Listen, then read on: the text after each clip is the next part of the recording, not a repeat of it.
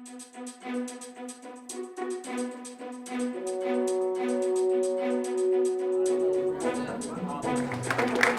there be a mark made here that this day is the day that changed Utah politics and politics in the West and the politics of the United States as Latter-day Saints began to see themselves as a two bipartisan group of people. Well, when I served in our state Senate, I actually was very active in the Democratic Party, the DLC.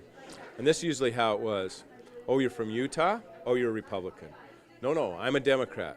No, wait, you're Mormon. What, really? You're Mormon Democrat? I get letters all the time, like, how could you vote for Obama, you know? And there's a serious end of that, too. I've actually gotten some social ostracism from my local ward community for my beliefs, whether they're the political Democrat view or my feminist view, as it being that I'm not a good Mormon. Be proud of who you are. Don't back down. Don't be afraid of what your neighbors think if you know you're headed in the right direction. I believe we're headed in the right direction. I've had people sometimes ask and assume, well, you're a Mormon, so are you going to vote for Mitt Romney? And this is an interesting question to me, because to me, voting for a person specifically because of his religion is as offensive as voting against somebody just because of his religion. Because in politics and in government, we need to research candidates and issues, and we need to support the people who we think support our values. As Mormons, we believe in the example that Jesus Christ set. And to me, the core of that example is his teachings about charity and love and being a good neighbor. And you know, in years past, both parties have exemplified that to some degree or another, but in the current political atmosphere, I feel like the only party that is even giving lip service to that notion is the Democratic Party. It's a moral imperative growing up that I've had of helping the poor, doing service, protecting the family, especially representing, protecting, and guaranteeing the rights of the disenfranchised or the less fortunate or the exploited or the underprivileged. And I see that all of that is taking place in the Democratic Party, and I see that none of that is taking place in the Republican Party. Well, for me, voting Democrat comes down to my values based on my faith. So, for example, we read in the New Testament what Jesus said about loving our neighbors. Sometimes there are policies that are right, even if it doesn't serve my own self-interest, because it serves the general self-interest and because it helps somebody else, maybe somebody who can't help himself, or maybe it provides an opportunity for somebody else. And I think that's important.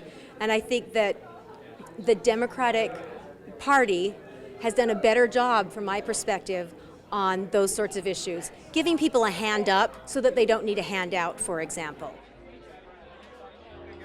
No, I think that it's interesting that as the Republican Party has moved further and further to the right, they've actually gone too far to the right to even be in line with the church's positions. The current Republican Party platform on abortion would ban abortion in all circumstances, and the LDS Church believes that it's moral for a woman to choose to have an abortion if her life is in danger, in cases of rape and incest.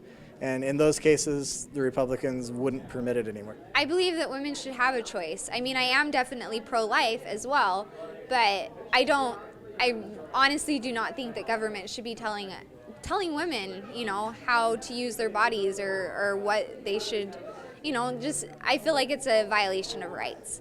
My position on abortion is pro-life. I do feel that there are acceptable exceptions that, you know, I cannot put myself in somebody else's shoes and could not make a decision for somebody who's a victim of rape, for example.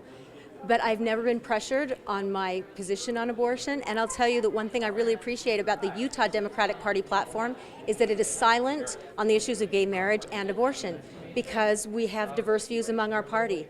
And I did an interview earlier today with another member of our executive committee who happens to be gay, and we had this discussion together with the reporter, and that's what politics should be about. And our church suggests that when we get out and get involved, we need to do it respectfully, we need to speak our mind, and we need to get involved, and we need more of that discussion in the public. So I love that we can do that in the Utah Democratic Party. And I'd like to see more of that on a national level and more of that in the public eye.